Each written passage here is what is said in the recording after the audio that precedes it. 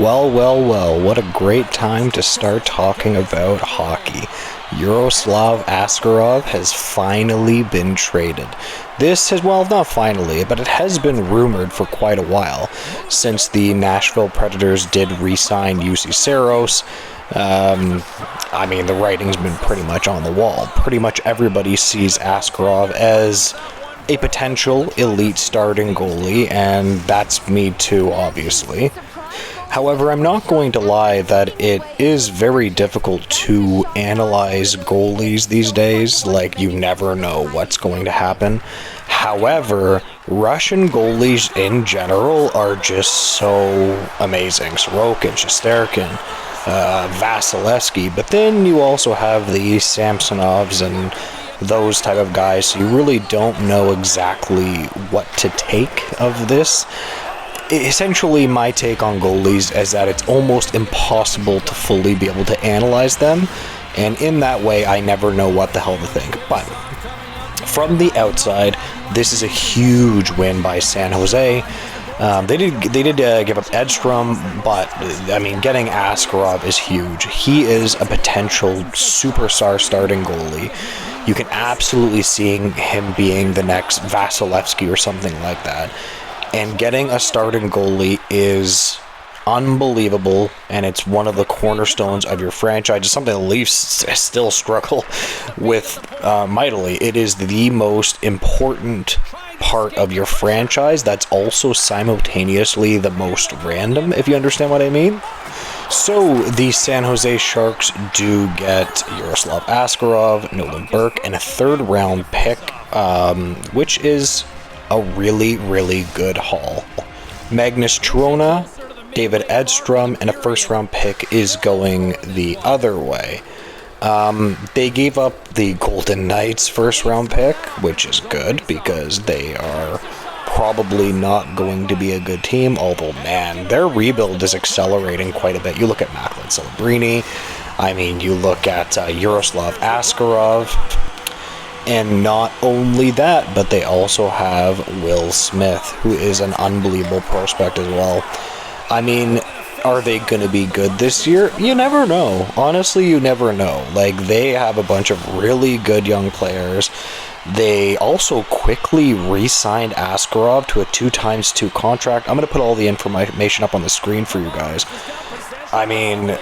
This is a great move by them. It's a great move by them. And obviously the Predators they have UC Saros, who is, objectively, he is an unbelievable goalie. He's probably the most underrated goalie in the league, in my opinion. I know that a lot of people know of him, but he is an unbelievable goalie. Let's be clear.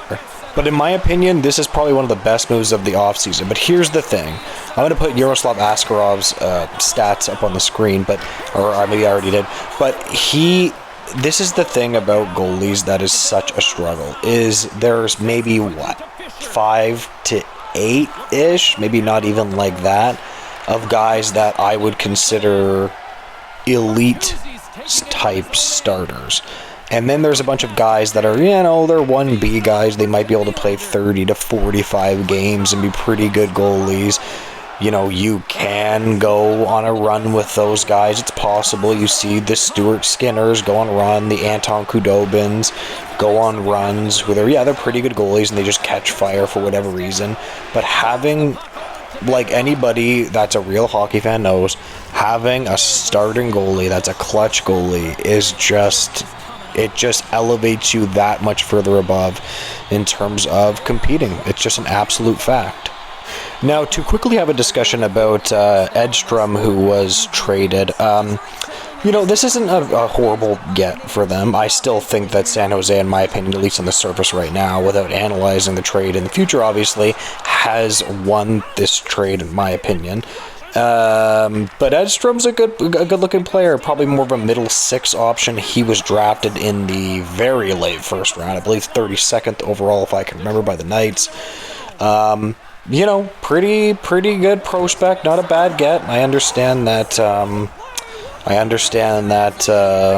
You got to get something back. I figured this is the weirdest thing about the NHL to me, is that you never know what you're going to get from a trade. Like, you would think, well, Askarov's going to have way more value than that. He's the next Vasilevsky, but, you know, sometimes you just get lucky in a trade. I mean, we have the Patrick Laine trade, and now we have a McGroarty trade, and then we have this right at the almost training camp starting. And then we possibly are going to see Max Pacioretty signed soon, so hopefully that comes up.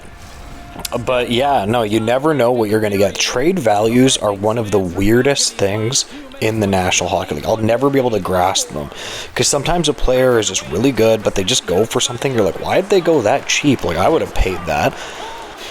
Now, San Jose was an objectively terrible team. Like, they were really bad. They weren't just a tanking team. They were unbelievably bad. Will Smith, Celebrini, he's definitely going to make the team. Askarov, I don't think they're going to be competitive this year, although you never know. It's hockey. But do I think in the next 2 or 3 years, like, they are on their way to being back to being a premier franchise where they were under, you know, Thornton, Marlowe, and all those guys? But this is a great move for San Jose Shark fans. And also, it's an even better move. I know I already mentioned this, but because of him re-signing. Like, he re-signed for a 2x2 contract. What a reasonable contract. You know what I mean? Like, that is going to be such good bargain value, which, to be fair, in the NHL is one of the most important things, is getting a good bargain, right? Like, if you have a player that can outperform his contract, you're going to get plus value. If you play a player, it's just a cap league. It's a hard cap league, right?